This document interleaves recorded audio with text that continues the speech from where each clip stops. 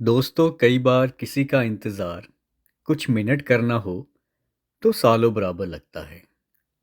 और यदि बची हुई उम्र करना पड़ जाए तो हंसती मुस्कुराती रोशनी जैसे ही बड़ी हुई तो घर वालों ने शादी के लिए लड़का देखना शुरू कर दिया। उन दिनों लड़कियों का ज़्यादा पढ़ना ठीक नहीं समझा जाता था। 19 साल की 10वीं पास रोशनी की शादी 25 साल के एमए पास सूरज के साथ हो गई। वो एक सुलझे हुए बड़े परिवार की बहू बन गई। वैसे इतनी कम उम्र में रिश्तों के मायने कहाँ समझ आते हैं। पर कुछ ही दिनों में वो अपने ससुराल वालों की चहेती बन गई। बड़ों से लेकर घर के छोटे तक का ख्याल रखना उसे जैसे आता ही था। हर काम में परफेक्ट। घर में सबसे छोटी बहू होने के नाते उसके जेठ भाभियां मजाक कर ही लेते थे और रोशनी हर बात को मुस्कुराकर खुश हो जाया करती थी। पर सूरज को उसके कम पढ़े लिखे होने का दर्द ज्यादा सताता था।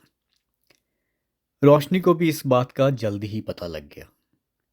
पर क्या करती, रिश्ता ही कुछ ऐसा था, निभाना तो था ही। उसने सोचा क्यों ना खुशी से जिया जाए।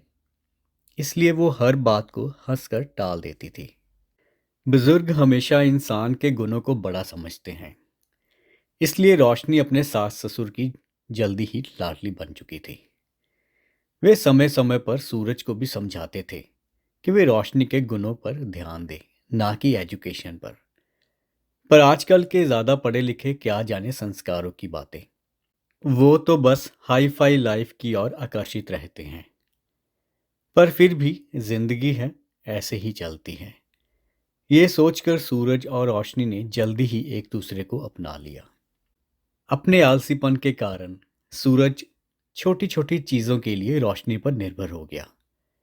समय के साथ उनके दो बेटे हुए। दोनों बच्चे बड़े होकर कॉलेज जाने लगे।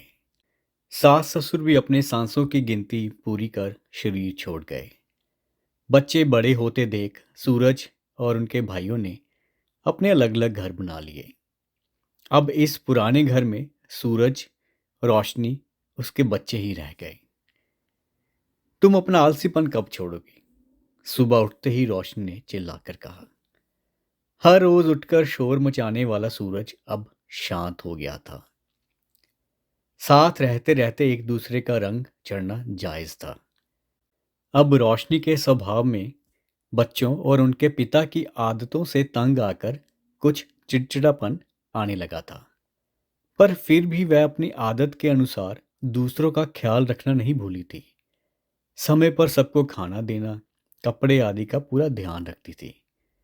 किसी की एक आवाज पर पहुंच जाना जैसे उसके खून में घुल गया था।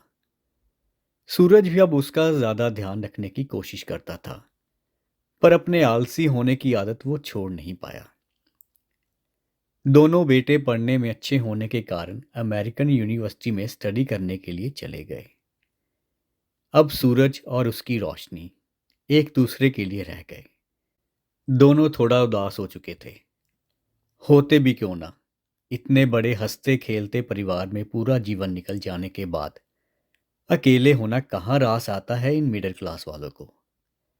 साल गुजरते गए। बेटों ने अमेरिका में ही लड़कियां ढूंढकर शादी कर ली और वहीं रहने का फैसला किया। वे बार बार कहते थे माता पिता को, आ जाओ उनके पास। पर रोशनी पुराने ख्यालों की जो थी, हर बार कहती उसकी अर्थी पुराने घर से ही जाएगी। प्यार और यादों का घरौंदा था वो उसके लिए। सूरज भी आज जॉब से रिटायर हो गया था। अब जल्दी सुबह उठना, टिफिन बनाने का काम भी खत्म हो गया। अब दोनों आराम से उठते, घंटों बातें करते। आज तुम बड़ी अच्छी लग रही हो इस साड़ी में, सूरज ने चाय का घूंट पीते हुए कहा। अच्छा, तुम्हें आज नजर आई 10 साल पुरानी साड़ी? रोशनी ने शिकायत के लहजे से उसे कहा। अच्छा बाबा, अब झगड़ो मत। जीवन के 35 साल हमने लड़ते हुए निकाल दिए। अब कोई झगड़ा नहीं। सॉरी, सूरज ने दोनों हाथ रोशनी के कानों को लगाते हुए कहा। दोनों खिलखिलाकर हंस दिए। पता नहीं कितने सालों बाद दिल से हंसे थे दोनों।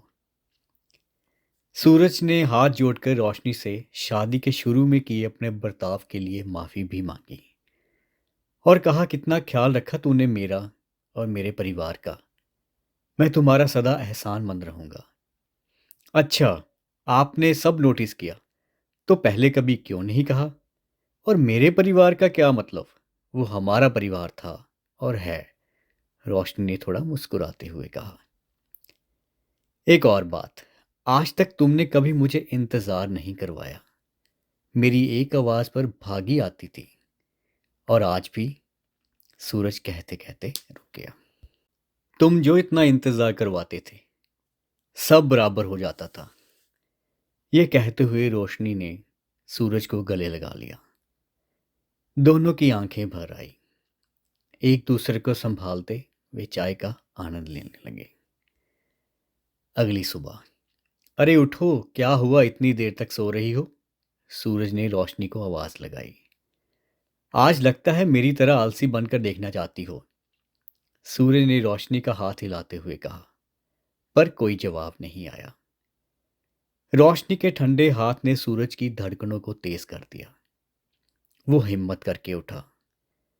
जैसे ही उसके मुंह पर हाथ रखा तो रोशनी की बंद सांसों ने सूरज को सुन्न कर दिया। वो जा चुकी थी हमेशा के लिए। पीछे छोड़ गई थी बस इंतजार।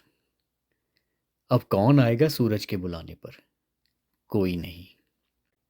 दोस्तों, बस इतनी सी थी ये कहानी।